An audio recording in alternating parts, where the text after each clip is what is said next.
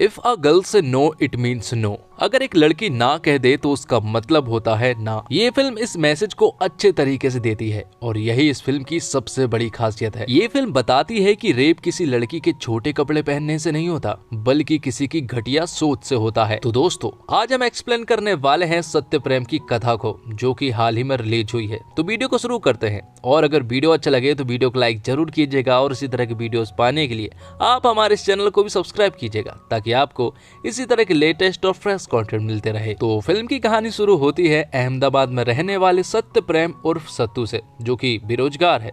LLB final year में fail होने के बाद वह फिलहाल घर पर ही अपने पापा मम्मी और अपनी बहन के साथ रहता है, और अपने सारे दोस्तों की शादी हो जाने के चलते सत्तू मोहल्ले का एक लौता कुंवारा लड़का है। नाम तो वैसे सत्य प्रेम है, लेकिन लोग प्यार से उसे सत्तू बुलाते हैं। बस कोई प्यार से बात नहीं करता। उसके घर के डायनामिक्स भी अलग हैं। वो और उसके पिता घर का काम संभालते हैं और माँ और बहन घर का खर्चा चलाते हैं। दरअसल उसकी माँ और बहन गरबे क्लासेस देती है, मतलब कि गरबा सिखाने का काम करती है। और फिल्म की शुरुआत से क्लियर हो जाता है कि सत्तू की सिर्फ एक ही तमन्ना है कि अब उसकी भी शादी हो जाए। रोजाना वो सिर्फ इसी बात के सपने देखता है। और ऐसा नहीं है कि सत्तू को कोई लड़की अभी तक पसंद नहीं आई। उसे एक लड़की पसंद आई थी। 1 साल पहले सत्तू जब एक जलसे में गया था तो वहाँ उसने पहली बार कथा को देखा था, और उसे देखते ही सत्तू को उससे पहली नजर वाला प्यार हो गया था और उसे कथा बहुत ही ज्यादा अच्छी लगी थी। यहाँ पर सत्तू ने कथा से बात करने की भी कोशिश की थी, पर बात शुरू होने से पहले ही कथा ने सत्तू को बता दिया था कि उसका एक बॉयफ्रेंड भी है जिसका नाम तपन है।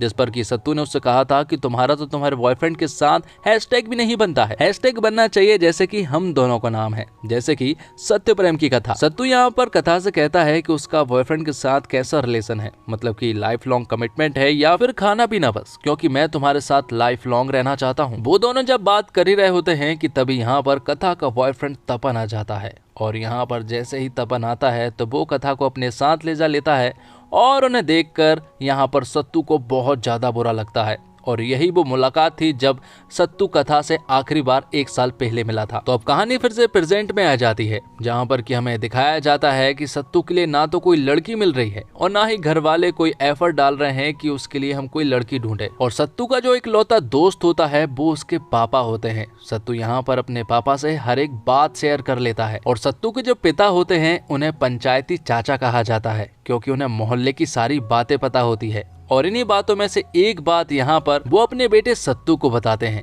वो उससे कहते हैं कि कथा का अपने बॉयफ्रेंड तपन के साथ ब्रेकअप हो चुका है और अब वो पूरी तरह से सिंगल है। अब ये बात जानने के बाद सत्तू तुरंत ही जलसे में पहुंच जाता है, क्योंकि कथा हमेशा वहां पर परफॉर्म करती है, लेकिन इस बार कथा ने वहां पर परफॉर्म नहीं किया था। यहाँ पर सत्तू को कथा के पिता के द्वारा मालूम चलता है कि उसकी तबीयत खराब है, इसलिए वो अपने घर पर ही है। अब ये बात जानने के बाद सत्तू तुरंत ही कथा के घर पर पहुंच जाता है, क्योंकि वो उसे अपनी दिल की बात बताना चाहता था। अब जैसे ही सत्तू यहाँ पर कथा के घर पर पहुंचता है तो वो कथा को देखकर हैरान रह जाता है, क्योंकि कथा तब रो रही थी और उसने एक ब्लेड से अपनी कलाई की एक नस भी काट ली थी। तब सत्तू ज्यादा देर ना करते हुए कथा को तुरंत ही हॉस्पिटल ले जाता है। यहाँ पर सत्तू को बहुत ज्यादा बुरा लग रहा था, क्योंकि उसके बॉयफ्रेंड की वजह से ही ये सब कुछ हुआ है।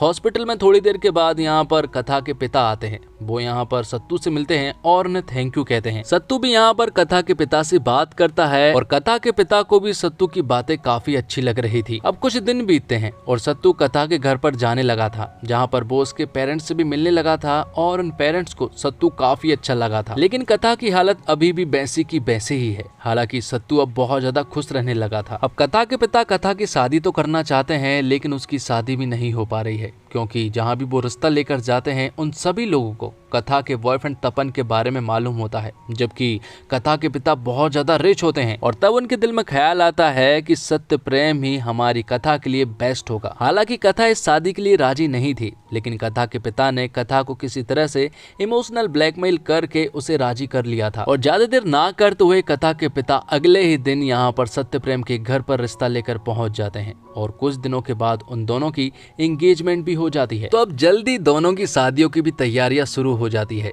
एक तरफ तो सत्तू की शादी की तैयारी में सत्तू बहुत ज्यादा खुश था, लेकिन दूसरी तरफ कथा यहाँ पर बिल्कुल भी खुश नहीं थी, क्योंकि उसकी मर्जी से यह शादी थोड़ी हो रही थी। वो तो अपने पिता के कहने पर ये शादी कर रही थी, उसकी मर्जी बिल्कुल भी नहीं है। लेकिन सत्तू इस शादी से बहुत ज्यादा खुश था, क्योंकि उसका तो ये सपना था कि वो कथा से शादी कर सके। और यहाँ पर फाइनली उन दोनों की शादी हो जाती है। अब अगले सीन में हम देखते हैं कि दोनों की फर्स्ट नाइट थी और पर्सनल रूम ना होने के कारण सत्तू को अपनी सुहागरात का अरेंजमेंट सत्तू की माँ के गरबे के स्टूडियो में की जाती है, जहाँ पर की फुल एसी थी। और फर्स्ट नाइट को सत्तू यहाँ पर कथा को बताता है कि वो अभी तक वर्जिन है, आज तक उसने किसी को टच भी नहीं किया, ना तो उसकी कभी कोई गर्लफ्रेंड बनी और ना ही उसने ऐसा कुछ किया है। और कथा यहाँ पर उससे कहती है कि आज वो बहुत थक गई है, इसलिए वो सोना चाहती है और वो सो जाती है। दोनों यहाँ पर सो तो जाते हैं, लेकिन रात को सत्तू अचानक से खर्राटे लेना शुरू कर देता है, जो कि उसकी आदत थी। लेकिन इन खर्राटों की वजह से कथा को नींद नहीं आ रही थी, इसलिए सत्तू को यहाँ से नीचे जाना पड़ता है अपने पिता के पास। और इसी तरह से कई सारे दिन बीत जाते हैं, जिससे ना तो सत्तू के खर्राटे बंद हो रहे थे और ना ही उसे कथा के साथ सोने का मौका मिल रहा था। लेकिन एक दिन फाइनली सत्तू यहाँ पर चाहता था कि वो कथा के साथ सोए, इसलिए वो कथा के नजदीक जाने की कोशिश करता है। लेकिन यहाँ पर कथा सत्तू को एक ऐसा कड़वा सच बताती है कि उसके आंखों से आंसू टपक जाते हैं। यहाँ पर कथा सत्तू को बताती है कि वो एसेक्सुअल है, मतलब कि इन लोगों में सेक्स करने की इच्छा कभी भी जाहिर नहीं होती है। और यहाँ पर कथा ने सत्तू को ये भी बताया था कि इसी कारण की वजह से मेरे बॉयफ्रेंड ने मेरे साथ ब्रेकअप किया था। इन सारी बातों का सत्तू को बहुत ज्यादा बुरा लगता है। तब वो अगले ही दिन कथा के पिता से मिलने के लिए चला जाता है और उन्हें इन सारी प्रॉब्लम्स के बारे में बताता है। लेकिन यहाँ पर कथा के पिता सत्तू से कहते हैं कि ये भी हो सकता है कि शायद कथा तुमसे झूठ बोल रही हो। कथा के पिता यहाँ पर सत्तू को समझाते हैं कि उसने आत्महत्या करने की कोशिश की थी, इससे तुम समझ सकते हो कि उसकी मानसिक स्थिति किस लेवल की होगी। कथा के पिता सत्तू से कहते हैं कि तुम्हें उसे कंफर्टेबल रखना चाहिए, ये सारी चीजें अपने आप ठीक हो जाएंगी। और तब से ही सत्तू यहाँ पर कथा का ख्याल रखना शुरू कर देता है। अब सत्तू कथा को समझने की कोशिश करने लगता है, साथ में उसके साथ काफी सारा टाइम भी स्पेंड करने लगा था। दोनों आपस में बात करते हैं और यहाँ पर सत्तू कथा से जो मन में आता है वो बोल देता है, बिना सोचे समझे, क्योंकि ये उसकी आदत है कि सच बोलने से पहले सोचा नहीं जाता। सत्तू यहाँ पर कथा से काफी अच्छी अच्छी बातें करता है और कहीं ना कहीं अब कथा को सत्तू भी पसंद आने लगा था। वो धीरे धीरे करके बहुत सारा टाइम स्पेंड करने लगे थे। और फिर एक दिन कथा चाहती है कि वो सत्तू को साथ सोए, इसलिए वो साथ सोते हैं। और कथा ने यहाँ पर सत्तू को ये भी बता दिया था कि वो एसेक्सुअल नहीं है। तब उनके बीच में फिर से नजदीकियां बढ़ने लगी थी। लेकिन अचानक से कथा को घबराहट होने लगती है और वो चिल्लाने लगती है कि ऐसा मत करो, जैसे कि मानो कोई उसका रेप कर रहा हो। और सत्तू ये सब कुछ खड़ा होकर देख रहा था। और सत्तू यहाँ पर कथा को देखकर समझ गया था कि उसकी हालत बिल्कुल भी ठीक नहीं है। वो समझ गया था कि पास्ट में जरूर कथा के साथ कुछ बहुत ज्यादा बुरा हुआ है और वो उसे बताना नहीं चाहती है। अब इन सब की वजह से सत्तू बहुत ज्यादा अपसेट रहने लगा था। तब अगले ही दिन सत्तू कथा के पिता के पास पहुंच जाता है और वो उनसे कहता है कि मुझे सिर्फ एक बात जाननी है कि आखिरकार कथा ने सुसाइड करने की कोशिश क्यों की थी। जिस पर कि कथा के पिता उससे कहते हैं कि अगर वो तेरे साथ नहीं रहना चाहती है तो उसे 2-4 थप्पड़ मार, वो लाइन पर आ जाएगी। लेकिन ये सुनने के बाद तो सत्तू का हाथ उठ जाता है। तब यहाँ पर कथा के पिता सत्तू को सारी सच्चाई बता देते हैं। वो उससे कहते हैं कि 1 साल पहले कथा प्रेग्नेंट हो चुकी थी, तपन ने उसे प्रेग्नेंट कर दिया था। लेकिन तपन इस बच्चे की जिम्मेदारी नहीं लेना चाहता था, इसलिए उसका अबॉर्शन कराया गया और इसी कारण के चलते कथा ने सुसाइड करने की कोशिश भी की थी। लेकिन कथा के पिता ने जो बताया उसमें भी सारी सच्चाई नहीं छुपी हुई थी, क्योंकि जिस तरह से कथा तड़पी थी वो तो तपन ही बता सकता है। इसलिए यहाँ पर सत्तू जो है वो दौड़ता हुआ तपन के ऑफिस पहुंच जाता है और उसे कुत्तों की तरह धोना शुरू कर देता है। सभी लोग उसे बचाने की काफी कोशिश करते हैं, लेकिन यहाँ पर सत्तू तपन को बहुत ज्यादा मारता है। इस वजह से सत्तू को जेल तो हो जाती है, लेकिन शाम को ही वो छूट जाता है और वापस अपने घर कथा के पास पहुंच जाता है। और कथा यहाँ पर सत्तू को रोते हुए सब कुछ सच सच बता देती है। वो उससे कहती है कि तपन के साथ वो एक डेट पर गई थी और वहां पर उसके साथ रेप हुआ था। वो उससे कहती है कि उसने कई बार उससे मना भी किया था, लेकिन वो नहीं माना और उसका रेप कर दिया गया। और इसी रेप के कारण वो प्रेग्नेंट हो गई थी और इस प्रेग्नेंट वाली बात को वो घर भी नहीं बताना चाहती थी, इसलिए उसने चुपचाप से अबॉर्शन करवा लिया। लेकिन एक डॉक्टर के द्वारा कथा के पिता को ये बात मालूम चल गई थी और तभी कथा ने सुसाइड करने की कोशिश भी की थी। और तब से ही वो किसी मर्द के आजू बाजू जाने में भी घबराती है, इसलिए वो तुम्हारे साथ इंटीमेट नहीं हो सकती। लेकिन सत्तू ने कथा को हर तरह से एक्सेप्ट कर लिया था। उसके पास जाने की उसे कोई भी जरूरत नहीं थी। वो उसे एक लंबे वेकेशन पर ले जाता है, जहाँ पर कि वो दोनों काफी इंजॉय करते हैं।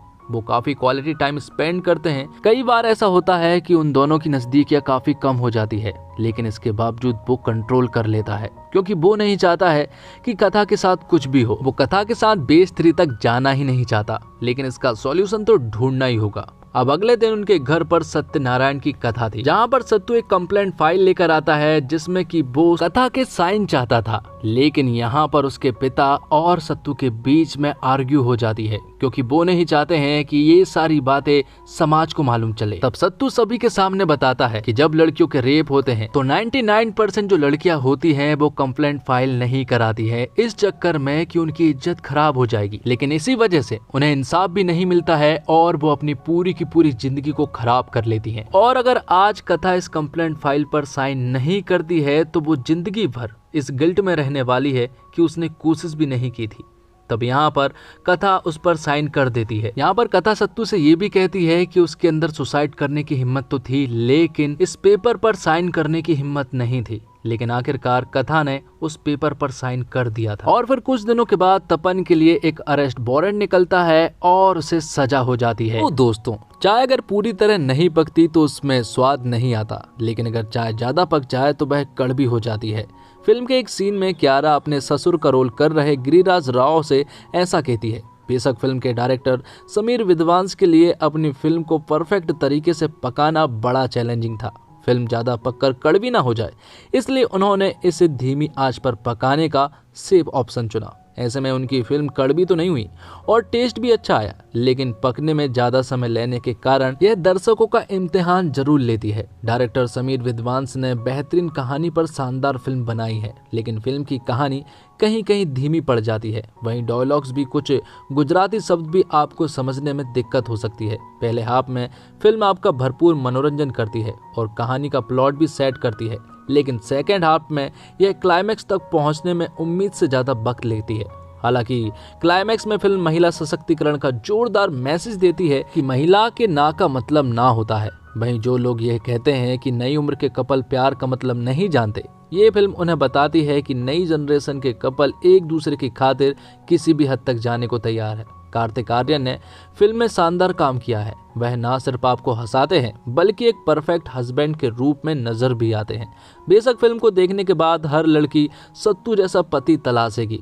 वहीं कियारा ना सिर्फ स्क्रीन पर बेहद खूबसूरत लगी है, बल्कि उन्होंने इमोशनल दृश्यों में शानदार एक्टिंग की है। सत्तू के पिता के रोल में गिरिराज राव ने बढ़िया एक्टिंग की है। वहीं बाकी कलाकार भी अपने रोल में जमे हैं। फिल्म के गाने गुज्जू पटाका, पसूरी नू और सुन सजनी पहले से ही युवाओं की जबान पर है। इस फिल्म को गुजराती और जम्मू कश्मीर में शूट किया गया है और फिल्म में सत्यप्रेम बिना सोचे समझे बोलने वाला लड़का है। मानता है कि सच बोलने से पहले सोचना क्या। चालाक किस्म का इंसान नहीं, बल्कि कार्तिक उसकी शराफत को कैरी करता है। हालांकि कुछ जगह सत्यप्रेम की जगह कार्तिक आर्यन भी दिखता है और ऐसा जानबूझकर भी किया गया है। जैसे एक जगह प्यार का पंचनामा से मिलता जुलता मोनोलॉग देखने को मिलता है।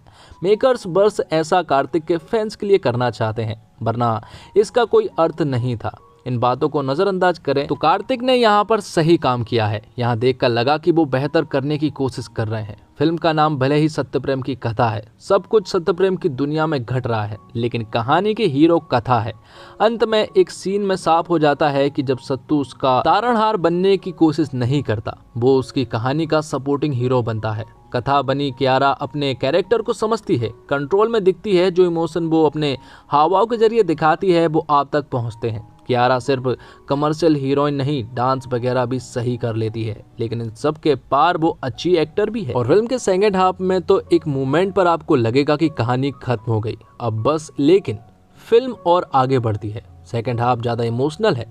कहानी की स्पीड ऐसी है जैसे धीमी आंच पर पकती खिचड़ी है, लेकिन जिस तरह के गंभीर विषय को ये कहानी ट्रीट कर रही है उसके लिए इसका धीमी आंच पर पकना बहुत जरूरी है। और एक्टिंग की बात करें तो कार्तिक आर्यन ने इस फिल्म में भी अपनी उसी ब्राइट स्माइल के साथ फुल ऑन एनर्जी में नजर आए हैं। लेकिन सेकंड हाफ में कार्तिक का ठहराव आपको अच्छा लगेगा।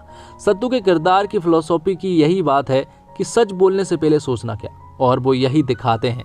इस फिल्म को देखते हुए कार्तिक को देखने के बाद मुझे उनकी पिछली फिल्म जैसे प्यार का पंचनामा या सोनू की टिट्टू की स्वीटी याद आई और कह सकते हैं कि इस अकेली फिल्म ने उनके सारे पिछले पाप धो दिए। हालांकि कार्तिक आर्यन सत्यप्रेम की कथा से पहले आकाशवाणी जैसी फिल्म में भी कर चुके हैं जो ऐसे ही गंभीर विषय पर बात करती है। कार्तिक की ये फिल्म हमेशा उनकी फिल्मोग्राफी में चमकती हुई नजर आएगी। वहीं कियारा आडवाणी ने कथा के किरदार को बखूबी पर्दे पर उतारा है। उनकी आंखें आपको वो दर्द साफ दिखाती है जिसकी बात इस कहानी में कही गई है। कियारा अपने किरदार में खूबसूरत लगी है। गिरिराज राव और सुप्रिया पाठक हमेशा की तरह कन्विंसिंग लगे हैं। और सत्यप्रेम की कथा एक रोमांटिक फिल्म है जो महज रोमांस की नहीं बल्कि उससे आगे की बात करती है। बस इस कहानी को सामने रखते हुए इमोशंस का ज्यादा और मनोरंजन का कम इस्तेमाल है।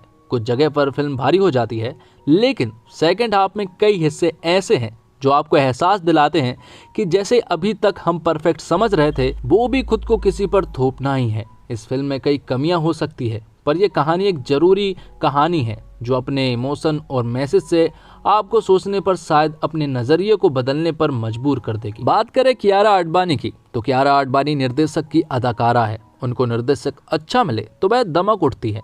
यहाँ भी कियारा ने अपने अभिनय से अपने आलोचकों को चौंकाया है। वह सहज और सरल रहकर जब अपने संवाद बोलती है तो उनके चेहरे के भाव देखने लायक होते हैं। फिल्म सत्यप्रेम की कथा का बजट संतुलित रखने के लिए की गई कसरत इसके सहायक कलाकारों में गिरिराज राव और सुप्रिया पाठक के अलावा शामिल किरदारों में दिखती है। और फिल्म सत्यप्रेम की कथा विचार के स्तर पर भी एक दमदार फिल्म है। हालांकि ध्यान से देखें तो ये फिल्म इसी तरह की कहानियों पर बनी शाहरुख खान, सलमान खान, अभिषेक बच्चन और ऋतिक रोशन की दर्जन भर फिल्म की कॉकटेल जैसी ही है। फिल्म की सिनेमेटोग्राफर आशंका बोस ने भी कुछ खास नई छवियां इस फिल्म में गढ़ी नहीं है। हालांकि शाहरुख खान, सलमान, अभिषेक और ऋतिक की फिल्मों में सिनेमेटोग्राफी रही अनायका ने कार्तिक की पिछली फिल्म फ्रेडी में बखूबी प्रदर्शित काम किया था। और इसी के साथ ये एक्सप्लेनेशन यहीं पर खत्म होता है। तो दोस्तों, उम्मीद करता हूँ आपको वीडियो पसंद आई होगी। वीडियो पसंद आई हो तो वीडियो को लाइक जरूर कीजिएगा और इसी तरह की वीडियोस पाने के लिए आप हमारे इस चैनल को भी सब्सक्राइब कीजिएगा ताकि आपको